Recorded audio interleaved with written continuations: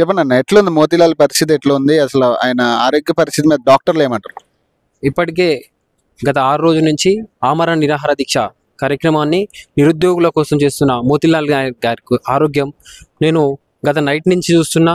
Night 11 నుంచి 1:30 వరకున్న ఆరోగ్య పరిస్థితి రోజు రోజుకు క్షీణిస్తుంది. డిహైడ్రేషన్కి గురవుతుండో మనోడి ఆరోగ్య పరిస్థితి కుదువుగా లేదు. ఇక్కడ ప్రొజెక్షన్ కూడా మంచిగా లేదు. పక్కన ఉన్న పేషెంట్ల వల్ల ఈయనకు ఇన్ఫెక్షన్స్ సోకే ప్రమాదాలు కూడా ఎక్కువ ఉన్నాయి. రోజు రోజుకు ఆరోగ్యం క్షీణిస్తుంది. ప్రభుత్వం దీని మీద ఎలాంటి స్పందన లేదు. నిమ్మకు నీరెత్తినట్టుగా వ్యవహరిస్తున్న ఈ ప్రభుత్వానికి ఉస్మానియా యూనివర్సిటీ బిడ్డలు ఈ రోజు కదం తొక్కుతున్నారు. విద్యార్థులు అంటే ఈ విధంగా అంటే చేయడానికి గల అంటే మీరేమనుకుంటారు? ఈ విధంగా చేయడం ఎంతవరకు కరెక్ట్ అంటారు? అంటే ఇంకా ధర్నాలు ఇవి చేసేలా ఈ ప్రోత్సహిస్తున్నట్టు అనిపిస్తుందా, లేకపోతే ఎట్లా? ప్రభుత్వం దీని మీద స్పందిస్తే ఈ ధర్నా విరమించుకుంటారు. ప్రభుత్వం అనేది ఇప్పటి వరకు ఎలాంటి స్పందన లేదు. ఇది దున్నపోతు మీద వాన కురుస్తున్నట్టే ఉంది వాళ్ళకు తప్ప ఎలాంటి స్పందన అనేది లేదు. మేము ముఖ్యమైన డిమాండ్ ఏంటంటే, రేవంత్ రెడ్డి గారు అధికారంలో రాకముందు సోమాజిగూడ ప్రెస్ క్లబ్లో మాట్లాడిన విషయాల గురించి, సెంట్రల్ లైబ్రరీ దగ్గర రాహుల్ గాంధీ ప్రియాంక గాంధీ గురించి మాట్లాడిన విషయాల గురించి, మీరు చెప్పిన హామీల గురించి అడుగుతున్నాం తప్ప మేము కొత్తగా క్రియేట్ చేసుకున్న హామీలు ఏమి కాదు. మీరు చెప్పిన మాటలనే మేము కట్టుబడి ఉన్నాం. మీరు చెప్పిన మాటలు ఏవైతే ఉన్నాయో, group 1 1:100, group 2 2,000, group 3 3,000, mega DSC 11,000 నుంచి 25,000 పోస్టులు, అదేవిధంగా 46 జియో రద్దు, ఇంకోటి ఏంటంటే ఆర్టీసీ కార్మికుల ఉద్యోగాలు, ఇవైతే మీరు చెప్పిన హామీలు తప్ప మీకు బస్సు ఫ్రీ అని అడగలే, మీకు మహిళలకు 22,500 ఇవ్వమని అడగలే, unit current free 2,000 unit current free అడగలే.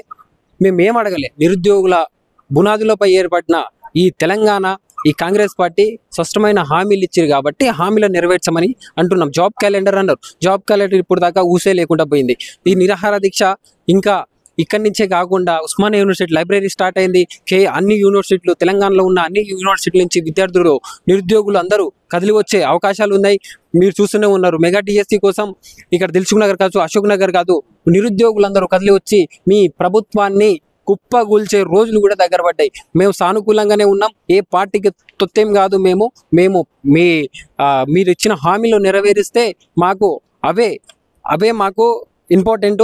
మాకు ఎలాంటి మీరు చెప్తున్నారు చాలా మంది అంటే ఇప్పుడు నీట్ పేపర్ లీకేజ్ విషయం గురించి, అన్ని విషయాల గురించి మాట్లాడుతున్నారు కదా విద్యార్థి నాయకులు, కాంగ్రెస్ విద్యార్థి నాయకులు, మీ గతంలో సపోర్ట్ ఉన్న నాయకులు.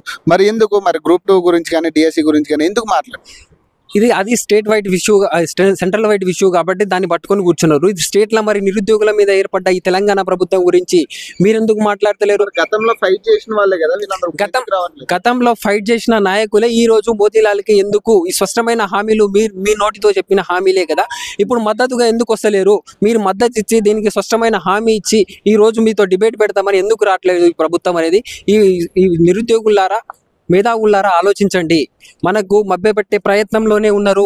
ఇంకా 5 సంవత్సరాల వరకు ఈ మభ్యలోనే మేము ఇస్తామనే హామీలతోనే మనము కాలాన్ని ఎల్లబుచ్చే ప్రయత్నాలు చేస్తున్నారు. మీరు చిత్తశుద్ధి ఎమ్మెల్యేలను వేరే పార్టీ నుంచి మన పార్టీకి కాంగ్రెస్ పార్టీకి తీసుకోవడంలో ఉన్న చిత్తశుద్ధి ఈ రోజు నిరుద్యోగుల మీద లేననేది స్పష్టంగా కనిపిస్తుంది.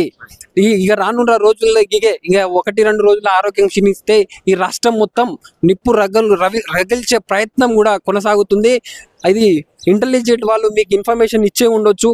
ప్రతి లైబ్రరీ తిరుగుతా, ప్రతి లైబ్రరీ నుంచి విద్యార్థుల్ని గ్యాదర్ చేస్తా, నీ ఇంటి ముట్టడి చేస్తా, ఎక్కడ దొరికితే అక్కడ ముట్టడి అవుతుంది. ఇక్కడి నుంచి ఢిల్లీకి పోయే కూడా అవకాశాలు ఉన్నాయని కూడా స్పష్టంగా తెలియజేస్తాయి. Thank you.